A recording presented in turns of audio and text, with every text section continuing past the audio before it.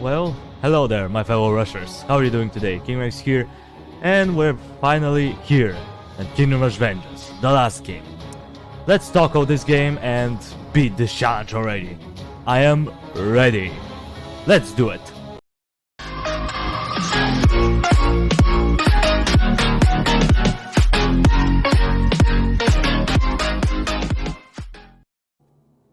However, for this one, we're gonna explain the rules once again, but there will be a little twist.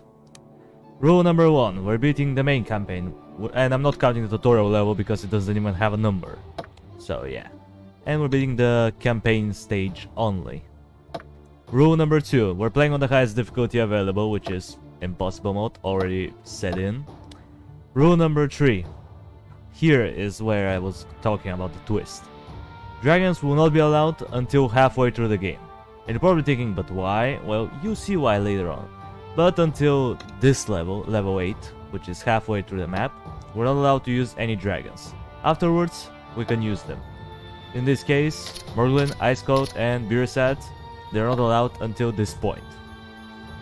And as far as the other rule is considered, if we have a pre-placed tower, and I have the option to sell it, and I don't sell it, then it will go to the counter. However, if it's placed there and I can't sell it, then it doesn't count.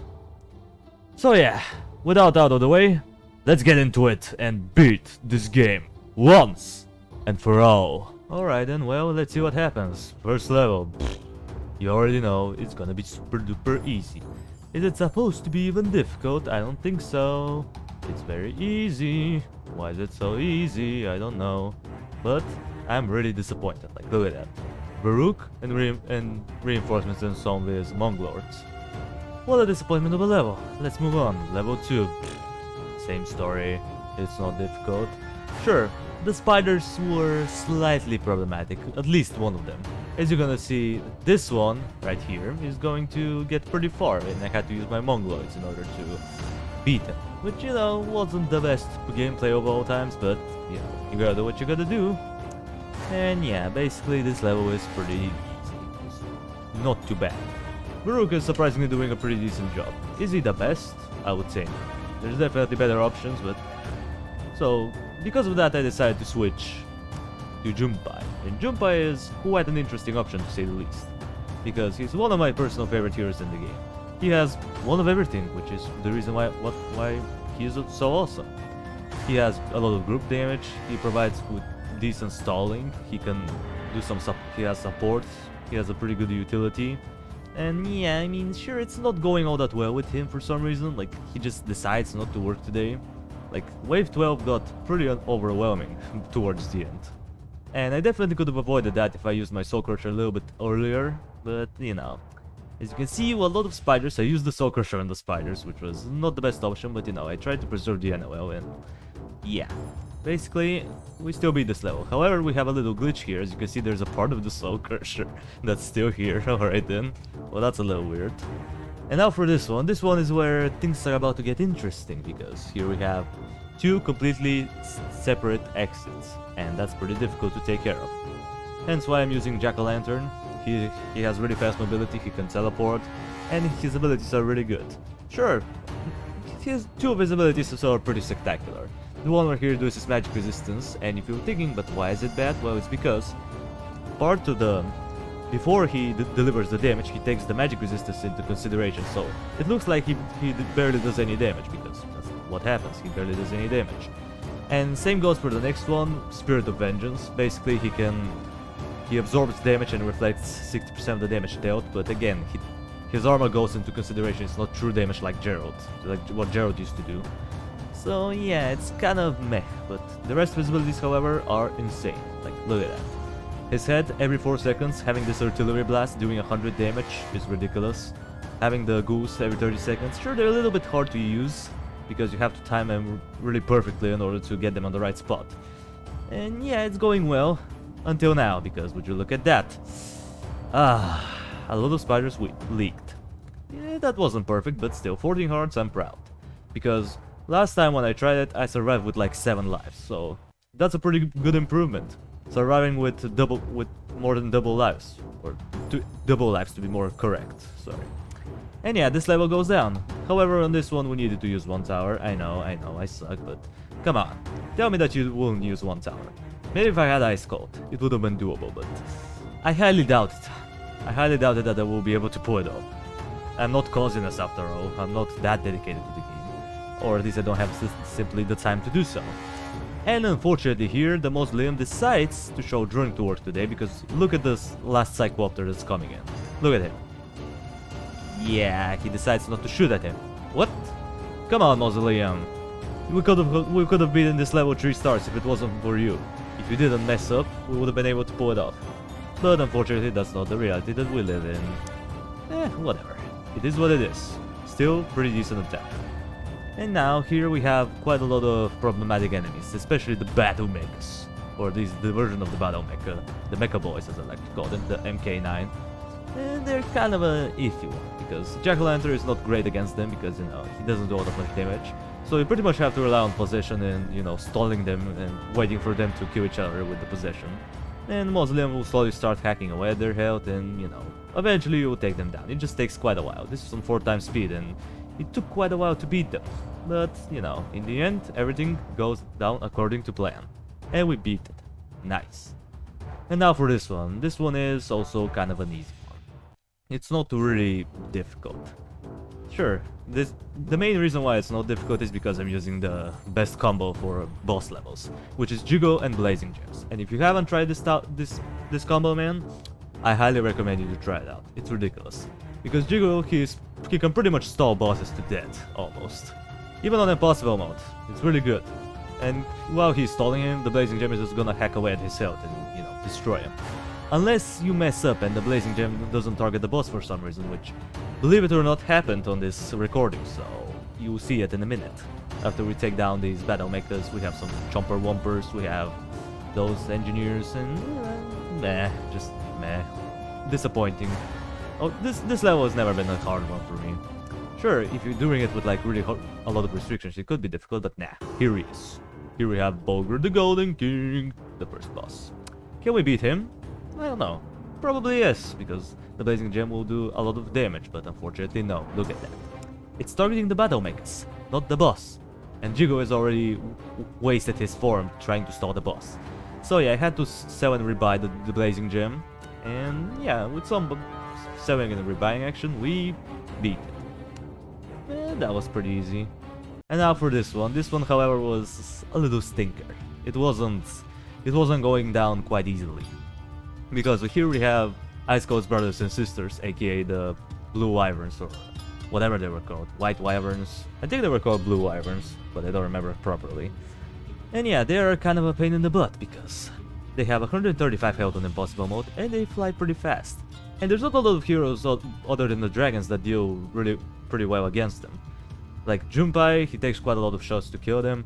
Olok and Mortimus, they just shoot way too slowly. Jack-o'-lantern, even though he uses his head every 4 seconds, it's not quite efficient. Unless it hits like a really good in a perfect spot in the perfect time. And on top of that we have the Soul Crusher, which is RNG. If you play this game, you know. Soul Crusher is one of the worst powers in the game, if not the worst.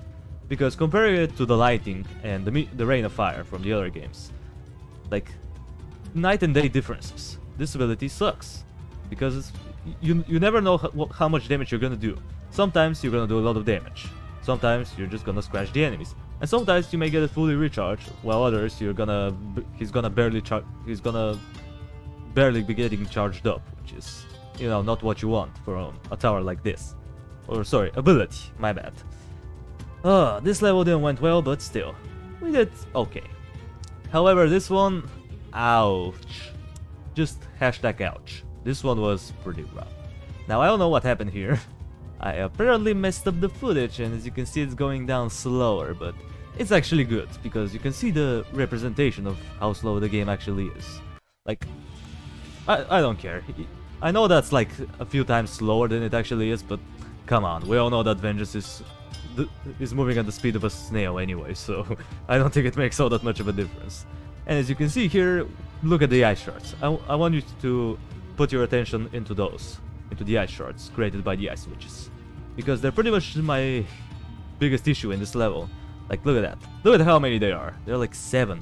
And perfectly 3 end up leaking. Crap. Alright then, here we go again. Here we go again with the most broken combo, which is Mausoleum and Bone Flingers. But unfortunately, it doesn't work. What? Yeah, apparently this combo is not good enough. So we had to switch it up. We're using the Mausoleum and, you guessed it, the War Zeppelin. And the War Zeppelin is probably one of the best artilleries in the game. Not as good as the Tesla or the Battle Mecha, but still, he's really good. He does 55 to 110 damage, which is quite a lot of damage. He has average attack rate, and he's a mobile artillery pretty much. Kinda like the Battle Mech, which is pretty nice. However, his abilities are kinda meh. Other than the middle ability, which basically increases the range of other towers nearby, that's kinda nice. However, the others are pretty meh. Like, we have the Tower Bomb, which, you know, it's kinda decent depending on your strategy, but for the most part it's not that great. And the Sapper, which I thought was called Zapper, but apparently it's Sapper. Or maybe it's a error, maybe it's some typo, I don't know. But basically this guy is kinda meh. 18 to 28 damage, sure he shoots pretty fast, but his AoE is just too small and I don't find him to be all that useful for the most part. He's not worth the money. And now, this level finally gets defeated. After many hours, the level thought that it had me by the balls, but the roles were reversed, and I got it by the balls, and I didn't let go, because would you look at that, 20 hearts. Good job. And now, here we are starting with the dragons, and you're gonna see Eiskalt a lot. Pretty much every level after this, besides one, is Eiskalt, because Eiskalt is your best bet. He is ridiculous. And here I end up switching up though. If you're wondering why I saw the Mausoleum there, he got bugged for some reason, he wasn't attacking. And I also switched up the Swamp Thing because it wasn't working quite as well as I thought, so I needed to switch it up. So yeah, I mean, it's not going down quite as well, but you know, we have Glacial Storm, which freezes the whole screen for 12 seconds, which is one of the most OP things to ever do in this game. It's ridiculous. I really love it. And now we wait for this Nanak Warbear to get unpossessed, and we have to kill it. Come on, Eiskalt, there you go. We destroy it. Now, this one was also pretty difficult, but I would say it was more fun than difficult otherwise, because if anything, it's a showcase about how strong Eiskalt really is, because look at that. Look at this entire lane over there, getting decimated just by Eiskalt, and some reinforcements in between. And yeah, the strategy is pretty simple. You have to find out 2 towers that are good, work really well with each other, and they are good enough to defend on their own, while leaving Eiskalt to deal with the other side. And I picked the left one because the right one has multiple entrances, and it's gonna be pretty difficult for Eiskalt. So yeah, hence why I used them on the left side. And it's been doing pretty well. Mausoleum and War Zeppelin is really good combo. I thought that the Bone Flingers and Mausoleum was better, but I guess this guy is better, the War Zeppelin. And yeah, after some waiting here and there, you know, freezing the screen occasionally, just to make sure that everything is going fine, keeping everybody in the choke point. However, Eiskalt is getting frozen again, which is pretty stupid by the way. Like, why is Eiskalt getting frozen? Like, that doesn't make sense. He's a freaking ice dragon, he should be immune to frost. But he isn't, for whatever reason. I don't know why. I don't know why the developers decided to do it that way. I find it to be a little bit stupid, but you know, I guess so. Because back in the original Kingdom Rush you had immunities. Like, Ignis was immune to the Burning Ground in Pit of Fire and Pandemonium, and he was also immune to the duty of the Flareons, and Oni was immune to the explosions from the demons. But Eiskalt, unfortunately, he doesn't get the treatment. He is still able to get frozen, which is kinda sad. I don't get it, but whatever. It's not too bad as long as you stall the ice witches. Yeah, here however we leaked 2 lives, you know, not that great. It wasn't great, but whatever. It is what it is. We're not trying to beat everything with 3 stars. We're not trying to beat every level NOL. We're trying to beat it with 100 towers. And yeah, we're doing it pretty good so far. Sure, we have a lot of Frost Giants coming in, but you think it's gonna be difficult? Look at the Blazing Gem over there. Insta-killing, shredding through their health. And yeah, it's pretty easy, surprisingly. This level wasn't all that bad. Towards the end it got kinda messy, but you'll see how in a minute. So yeah. Well, are you finished with your speech? Yes, you are. And now, there he is, or there she is, to be more correct, Jakku. Come on, Jakku, let's see what you got. let's see if you're gonna bring something to the table today. Are you gonna be difficult or are you gonna be really easy? Let's see what happens.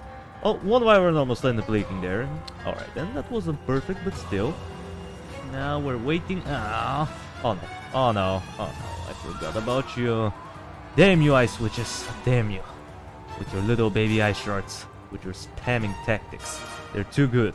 And speaking of too good, wow. These two Apex Talks were like on like no health. How'd they end up leaking? Well, that was a little bit disappointing. 8 hearts, not perfect, could have improved, but I just don't have the time to do so. And yeah, we're waiting for the cannon to reload, but it's gonna fail, and we have to wait for the other one to recharge. What a twister. With it one more life, alright then, I'm getting pissed off. Can you die already? Come on, cannon. There you go. Well, Jocko was pretty easy. And now we can't forget about our boy. Here he is. Joe Jenkins. Oh yeah. Come here, boy. Come here. Come here and get destroyed by the Zeppelin. We're gonna use some reinforcements here, right about now. And he should go down, right? Unfortunately, no, because the War Zeppelin is not the best thing against single targets. So, Eiskalt, go there. Come on, Eiskalt. Come on. Go, Eiskalt, go!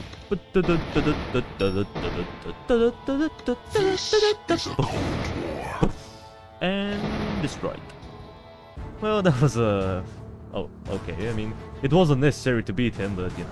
He's Joe Jenkins, the most OP boss in the game, so of course you're gonna beat him. That's a must on this level.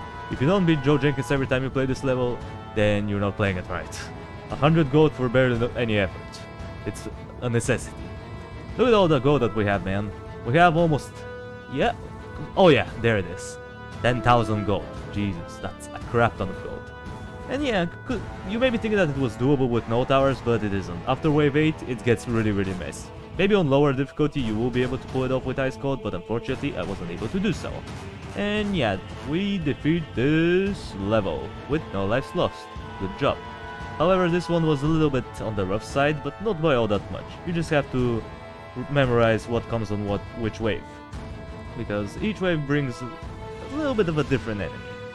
And we also have the spiders here, which are, you know, bonus tower. They're not going into the counter because, you know, I can't sell them, I can't do anything. So yeah, they're just there, and, you know, they're helping out. They're definitely helping out. Again, I'm using Mausoleum and Blazing Gem, which unfortunately is not that great of a combo yet. Because, one reason. Possession and Blazing Gem doesn't work quite well with each other. Because for some reason, when the Mausoleum possesses someone, and the Blazing Gem is attacking him at the same time, the Blazing Gem will not stop attacking the enemy even if it's possessed. So you're basically gonna kill him really quickly, and you're wasting a possession. Which is not that great, but still. I'm still using these two because I love them. Sure, I had to freeze the screen there because, you know, we had this Griffin Bombardier getting a little bit too far from my liking. And we have a few troop captains left. We're gonna take them down, you already know. And they go down, and Illyria's Within has been winded once again, and the first protector of the king has been captured. Now this one was a little bit more on the stingy. It was kind of difficult. This level wasn't going down pretty easily. Sure, I was able to preserve the NOL, but that doesn't mean that it was too easy by any means. And also this house, if you don't use Eiskalt, the house can stay there for an eternity. Like, look at that. We possessed it like 2 or 3 times already. Like, damn. This house is not going down quite fast. I mean, yeah, it has a lot of health and possible health, but let's just destroy it. We don't need it. Alright, what's the big issue here? Well, for now the big issue is definitely the sorcerers, but however, possession plus sorcerers equals a pretty good combo because they can pretty much insta-kill each other.